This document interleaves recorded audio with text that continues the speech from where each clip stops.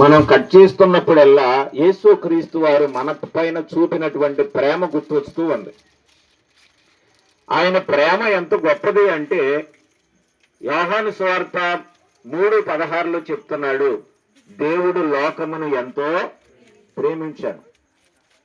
ఆయన ప్రేమించేటువంటి యేసయ్య. అందుకనే ఆ ప్రీతి యేసు ప్రభు ప్రేమకు సాదృశ్యంగా కనపడుతూ ఉంది. అలాగే రెండవది, మనం క్యాండిల్స్ వెలిగిస్తూ ఉన్నాం. ఎందుకు క్యాండిల్స్ వెలిగిస్తున్నాము అంటే, క్యాండిల్ యొక్క ఉద్దేశం ఏంటంటే, వెలిగించినప్పుడు చీకట్లో క్యాండిల్ వెలిగినప్పుడు వెలుగవుతుంది. అది మనుషులకు వెలుగునిస్తూ ఆ క్యాండిల్ కరిగిపోతూ ఉంది. యేసు ప్రభు వారు కూడా ఆయన చెప్పాడు, నేను ఈ లోకానికి వెలుగునై ఉన్నాను అన్నాడు.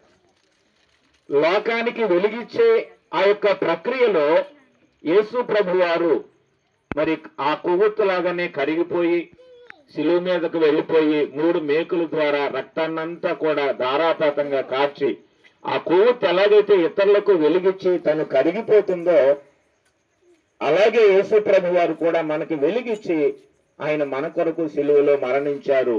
ఈ యొక్క క్యాండిల్ లోకానికి ప్రియమైన యేసు ప్రభు లోకానికి ఎలాగైతే వెలుగు ఉన్నాడో, ఈ క్యాండిల్ ప్రియమైన దేవుని బిడ్డలారా యేసు ప్రభు సాదృశ్యంగా. ఈ క్యాండిల్లో ఉన్న ఇంకో ప్రాముఖ్యమైన ఉద్దేశం ఏంటంటే, మనమందరం కూడా యేసును నమ్ముకున్న ప్రతి ఒక్కరు కూడా ఈ క్యాండిల్ లాగా అయిపోవాలండి. ఎవరు దూషించే వాళ్ళు ఉంటారు, ద్వేషించే వాళ్ళు ఉంటారు, తిట్టే వాళ్ళు ఉంటారు. తిట్టే వాళ్ళని తిరిగి తిట్టకూడదు, దూషించే వారిని ద్వేషించకూడదు.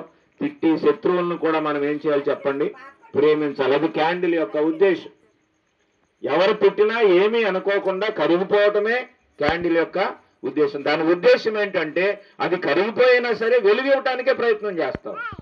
మనం కూడా ఎంతమంది ఎన్ని రకాలుగా తిట్టినా, ఎన్ని రకాలుగా అవహేళన చేసినా అవన్నీ ఓర్చుకుని వాళ్ళకి మనం వెలుగులిచ్చే వాళ్ళగానే ఉండాలి. వారు వెలుగులోకి నడిపించేవారిగా ఉండాలి. ఇది ఈ యొక్క క్యాండిల్ ఉద్దేశం.